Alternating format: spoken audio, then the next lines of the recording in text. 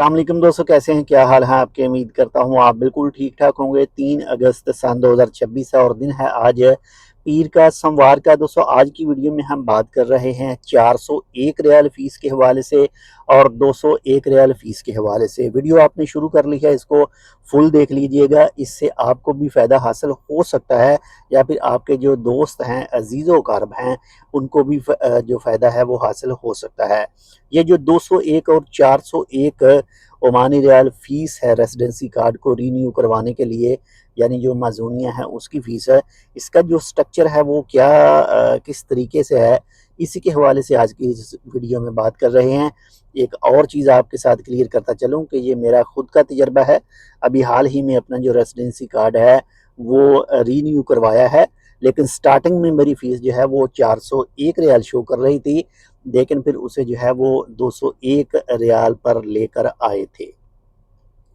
तो इस फ़ीस के सिस्टम को समझने के लिए कि अगर आपकी कंपनी में मुख्तलिफ शाखें हैं, मिसाल के तौर पर आपकी कंपनी का नाम जो एक ही है लेकिन उसमें निशात जो हैं उसकी जो ब्रांचेस हैं उसमें मुख्तलिफ हैं। मिसाल यही ले लें कि आपका बिल्डिंग लाइन का जो है वो एक कंपनी है, बिल्डिंग लाइन की एक कंपनी है, लेकिन उसमें जो निशात वगैरह हैं वो डिफरेंट हैं। वो कोई एक शाख आपकी जो है वो निशात जो है वो डेकोर की है, जो दूसरी निशात है आपकी वो बिल्डिंग सफाई की है, तीसरी निशात जो आपकी है वो कोई ब्यूटी पार्लर है या फिर हेयर सैलून है या फिर कोई भी आप उसको कह सकते हैं, लेकिन कंपनी का नाम एक ही है, लेकिन उस कंपनी के अंडर जो निशात हैं वो 4 से 5 काम कर रही हैं, लेकिन उन 4 से 5 निशात के अंदर मुख्तलिफ खारजी मौजूद हैं, मुख्तलिफ अफराद मौजूद हैं।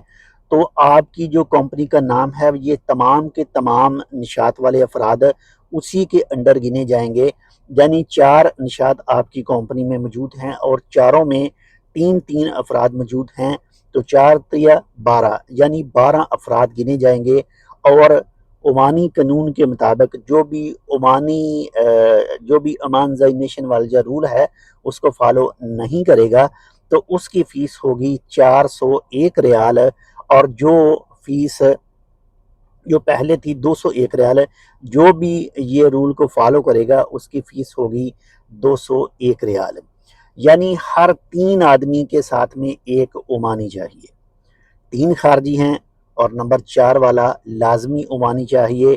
अगर आपके पास 12 अफराद मौजूद हैं तो आप इस हिसाब से जो है वो देख लें कि आपको कितनी ओमानी अपनी कंपनी में चाहिए, तब ही आपकी फ़ीस जो है वो 201 रियाल या फिर 211 रियाल जो भी इनकी फ़ीस है वो हो सकती है। क्योंकि मैंने 201 रियाल फ़ीस पे की है, इसलिए मैं 201 रियाल की बात कर रहा हूँ।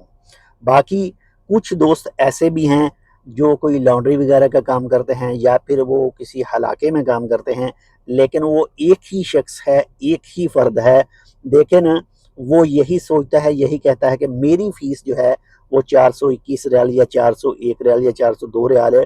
क्यों है? क्योंकि मैं अपने बोर्ड के ऊपर सिर्फ एक ही हूँ।